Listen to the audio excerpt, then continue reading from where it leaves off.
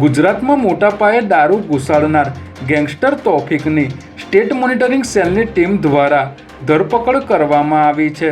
જેમાં state monitoring cell દ્વારા મહેસાણા જિલ્લાના બાવલુ પોલીસ સ્ટેશન ખાતે 3 માર્ચ 2024ના રોજ દાખલ કરાવેલી પ્રોહિબિશન ગુનાની તપાસ કરતા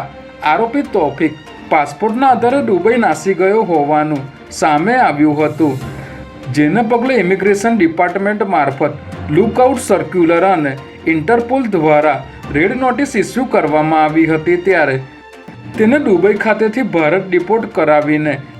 એસએમસી દ્વારા કેરળ ખાતેથી અટકાયતમાં લેવામાં આવ્યો છે।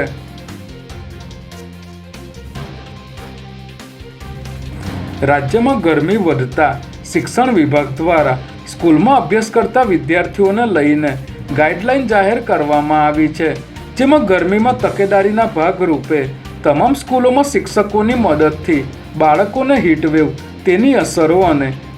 તેનાથી બચવા વિશે સમજણ આપવા જણાવવામાં આવ્યું છે। સાથે જ ઉનાળા દરમિયાન કોઈપણ ઓપન એર વર્ગો હાથ ન ધરવા અને ગરમીની સિઝનમાં સ્કૂલના સમયમાં જરૂરિયાત મુજબ ફેરફાર કરવાની સૂચનાઓ આપવામાં આવી છે।